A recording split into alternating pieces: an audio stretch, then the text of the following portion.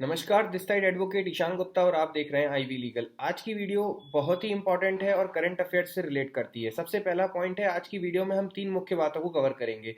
First being कि UP के संभल district में जो मस्जिद का और हिंदू मंदिर का विवाद चल रहा है, प्रोटेस्ट चल रहा है, उसके बारे में बात करेंगे। सेकंड की ख्वाजा गरीब नवाज की जो दरगाह है अजमेर में जो उसकी दरगाह है उस पर हिंदू मंदिर का क्लेम किया जा रहा है कि यहाँ पर पहले शिव मंदिर था, उस क्लेम से रिलेटेड सारी बातों को डिस्कस करेंगे। और थर्ड चीज की इन सारे डिस्प्यूट्स जो हिंदू मुस्लिम के जो मंदिर और मस्जिद के डिस्प्यूट्स हैं, इनको कौन सा एक्ट गवर्न करता है, वो है प्लेसेस ऑफ वर्शिप एक्ट। और उस worship places of worship act का क्या स्टेटस है, वो अभी सुप्रीम कोर्ट में पेंडिंग है। उसमें क्या सेक्शंस हैं जो यहाँ पर रेलेवेंट हैं और वो एक्चुअल में हमको कैसे इस डिस्प्यूट को रिजॉल्व करने में हेल्प करेगा। स्टार्ट करते हैं सबसे पहले संभल में जो डिस्प्यूट चल रहा है उससे। देखिए, यूपी का एक संभल डिस्ट्रिक्ट है जिसमें शाही जामा मस्जिद जो थी उस पर हिंदू लोगों के द्वारा एक सूट फाइल किया गया है। वहां संभल डिस्ट्रिक्ट के अंदर सिविल सूट फाइल किया गया है जिसमें वो ऐसा क्लेम कर रहे हैं कि यहाँ पर 1529 में बाबर ने मस्जिद को बना दिया था हिंदू मंदिर हटाकर। यहाँ पर पहले हरिहर हिंदू मंदिर था जिसको हटाकर यहाँ पर जामा मस्जिद बना दी गई है, और ऐसा उनका दावा है। और इसी के बेसिस पर यहाँ पर एक पहला सर्वे किया गया। उस सर्वे की कुछ रिपोर्ट्स आई जो कि फेवरेबल नहीं थी, मुस्लिम्स के अगेंस्ट थी। तो उसी कारण जब वापस से सेकंड सर्वे हुआ तो वहां पर पत्थरबाजी हुई, वायलेंस होने लग गया, और इस कारण से वो अभी न्यूज में चल रहा है। यही सेम डिस्प्यूट, इसी सेम पैरेलेंस पे डिस्प्यूट आगे बढ़ता है हमारा दूसरी जगह पर, जहाँ जो कि है अजमेर की जो दरगाह है। अब यहाँ पर देखिए, अजमेर की जो दरगाह है, यहाँ पर 25 सितंबर 2024 में हिंदू सेना के जो प्रेसिडेंट थे विष्णु गुप्ता, इन्होंने अजमेर सिविल कोर्ट में एक केस फाइल किया। ये कहते हुए इन्होंने सूट फाइल किया कि जो यहाँ पर मोइनुद्दीन चिश्ती दरगाह है उसके अंदर पहले शिव जी का मंदिर था, और उसके पहले शिव जी का मंदिर था, ऐसा होने का उन्होंने दावा किया है। किसके बेसिस पे उन्होंने दावा किया है? इस बात का हवाला देकर कि Ajmer historical and descriptive book है एक, जो कि ऑथर हरविलास साडा ने लिखी है। ऑथर हरविलास साडा कौन है, तो ये बता दूं आपको इन शॉर्ट में कि ये एक ऑनरेबल रिटायर्ड हाईकोर्ट जज थे। ठीक है, इसके पहले इन्होंने ये डिस्ट्रिक्ट जज भी रहे हैं। इसके पहले इन्होंने और भी ऐसी बहुत गवर्नमेंट पोस्ट होल्ड करी हैं, और ये रेप्यूटेड पर्सन थे। ये फेमसली इसलिए जाने जाते हैं कि इन्होंने बाल विवाह को रोक लगाने के लिए child marriage and restraint act पास करवाया था, जिसमें इनका मुख्य योगदान था।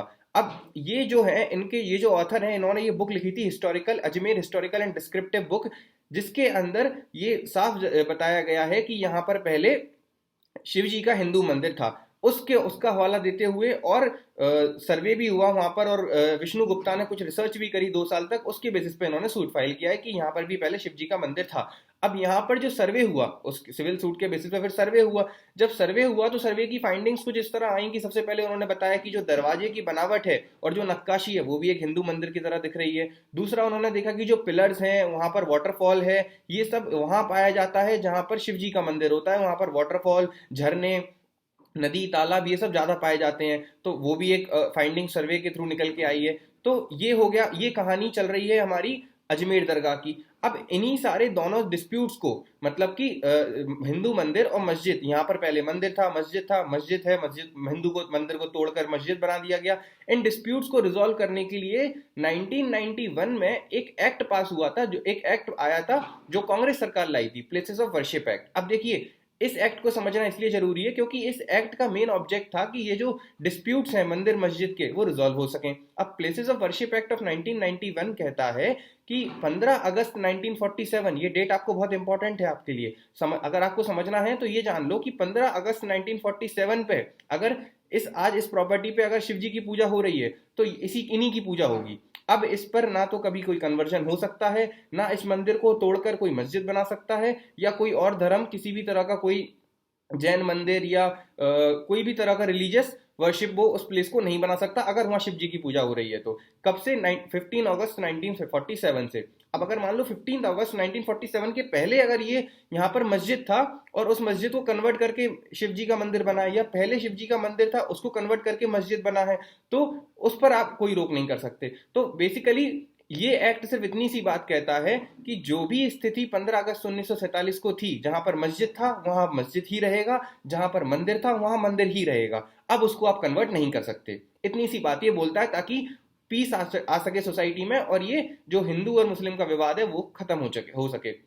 लेकिन यहाँ पर जो हिंदू पक्ष है उनका ऐसा कहना है कि अगर ऐसा करना ही था आपको कि 1947 पे अगर वहां पर मस्जिद है तो मस्जिद ही रहे, तो फिर 1947 ही डेट क्यों चुनी गई है? फिर इसको आप 1192 मतलब जो जब गजनी भारत था, जब उससे पहले जो हमारे एंशियंट पीरियड थे 1192 से आप ले लेते, वहां से स्टेटस को मेंटेन करते कि उस समय जो भी प्लेस पर जो वर्शिप चल रही थी वो कंटिन्यू रहे। 1947 क्यों? क्योंकि यहाँ पर मुस्लिम पक्ष की बायसेस हैं। इस ग्राउंड पर ये एक्ट बार बार इसकी मेंटेनेबिलिटी और इसकी लीगैलिटी को चैलेंज किया जा रहा है कि why the date should be 15 अगस्त 1947। ठीक है, अब यहाँ पर क्योंकि प्लेस ऑफ वर्शिप एक्ट के कौन से सेक्शंस हैं वो समझना जरूरी है जो इस बात को बताते हैं, तो आइए इसमें मुख्य 3 सेक्शन है जिसको आपको जानना जरूरी है। सबसे पहला सेक्शन 3 जो कहता है कि places of worship act can not be converted into any different religion than as it stood existed on 15 अगस्त 1947। जैसे वो 1947 की 15 अगस्त को थे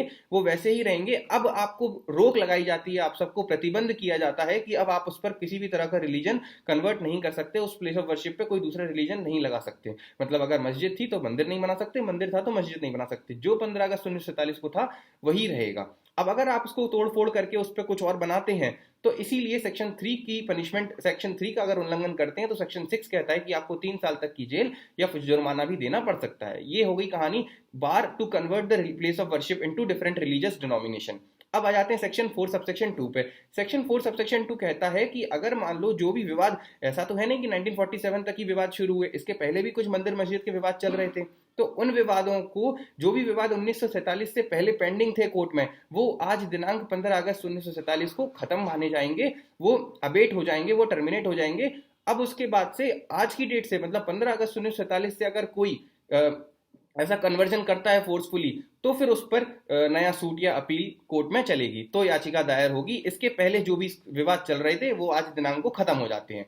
ये सेक्शन 4 सबसेक्शन 2 कहता है। अब सेक्शन 5 इसमें ये कहता है कि ये जो एक्ट है, अब आपको सवाल आएगा कि फिर ये अयोध्या राम मंदिर पे क्यों नहीं लागू हुआ, क्योंकि वहां तो एज इट इज मस्जिद था तो मस्जिद ही चलना चाहिए था। तो देखिए उसको एक एक्सेप्शन माना गया था इस एक्ट के अंदर। प्लेसेस ऑफ वर्शिप एक्ट में सेक्शन 5 स्पेसिफिकली ये कहता है कि ये जो पूरा कानून है प्लेसेस ऑफ वर्शिप एक्ट, ये राम मंदिर या बाबरी मस्जिद जो अयोध्या में सिचुएटेड है यूपी में, वो उन पर लागू नहीं होगा। तो क्योंकि ये उन पर लागू नहीं हुआ इसलिए उसका जो डिस्प्यूट था वो कोर्ट में पेंडिंग था सुप्रीम कोर्ट में, और सुप्रीम कोर्ट ने फाइनली लेट डाउन किया और उसके बेसिस पे राम मंदिर बन गया। तो इसीलिए वो बना।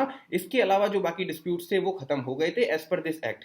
अब लेकिन सुप्रीम कोर्ट में ये एक्ट इटसेल्फ चैलेंज हो चुका है और इसकी मेंटेनेबिलिटी सुप्रीम कोर्ट में भी पेंडिंग है।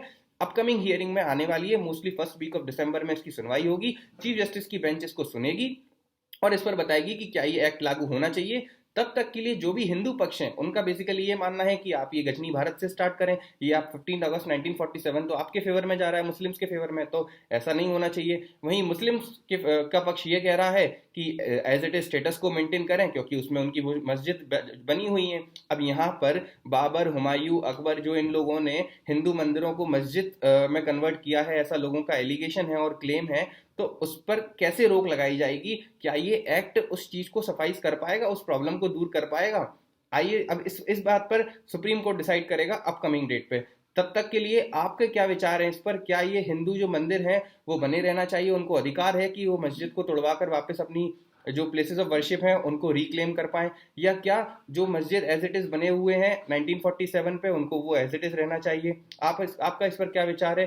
Do mention in the comment box. Till the time, good bye, thank you. Channel को सब्सक्राइब करना ना भूलें।